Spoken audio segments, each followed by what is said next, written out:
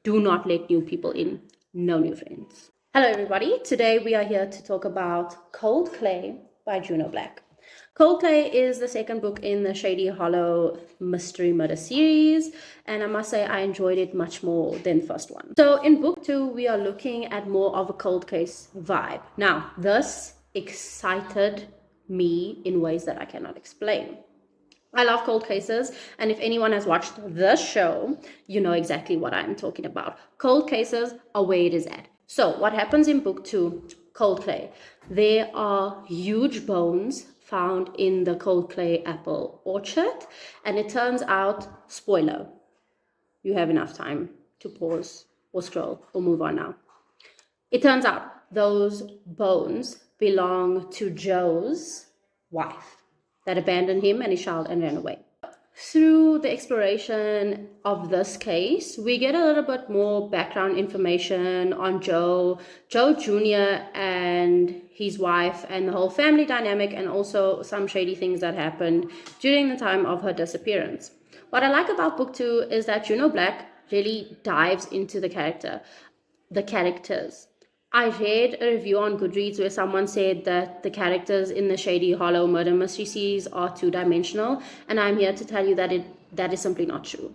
Juneau Black also gives us that, sweet spot of cute little romance.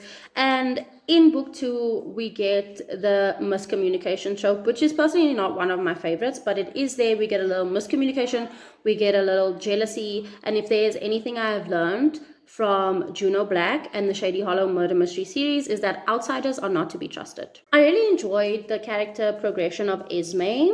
So we met her and her sister and her family in book 1 when their dad was brutally murdered. And we see Esme come out of this rich girl dynamic and just really bring herself down to earth. She becomes working class. She works at Joe's Mug, which I think is really cute. And we see her humble herself and become more integrated in the storyline. In Cold Clay, Juneau Black gives us a really sweet single dad narrative, and we see Joe and we see the sacrifices that he's had to make for Joe Jr. to keep the cafe running. We see Joe Jr. also involved in the running of the business, in the making of the food. I think that single dad narratives are important because single dads do exist, and we don't get that narrative enough except in dark romance, but we're not going to go there. We see Lefty come back. He is the town criminal, and he just goes with the flow. He knows what people think of him. He doesn't really care. But we also do get to find out that he has a good side to him, which I appreciated that about this character. He's funny also, which I liked. Vera is on full Lois Lane mode, okay?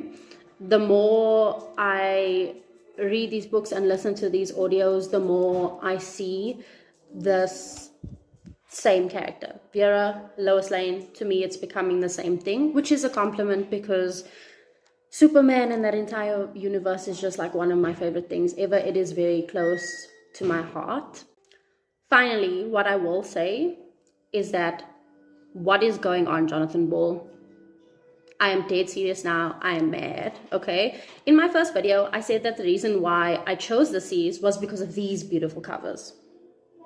Please tell me why, when I ordered these books for the store, these were the covers that came. I get it, there's UK covers, there's US covers, but how did we go from this to this? Please. I just want this cover. I want the series in these covers. It is what I fell in love with. I don't want this. I don't resonate with this. I resonate with this, okay? This gives me the vibe of the Shady Hollow murder mystery series. This, not so much. No shade to ever design these covers. They are just not for me personally. And if you like these, cool. I want these. Please. Jonathan Ball, I need these. So, I'm currently on book 3, which is Mirror Lake. Twilight Falls, which is book 4, is set to come out shortly. I will put the release date here. And I am rushing to finish these books in time. I have become obsessed. I have become unhinged. And I listen to these audiobooks every chance I get. And that, ladies and gentlemen, was Cold Clay by Juneau Black.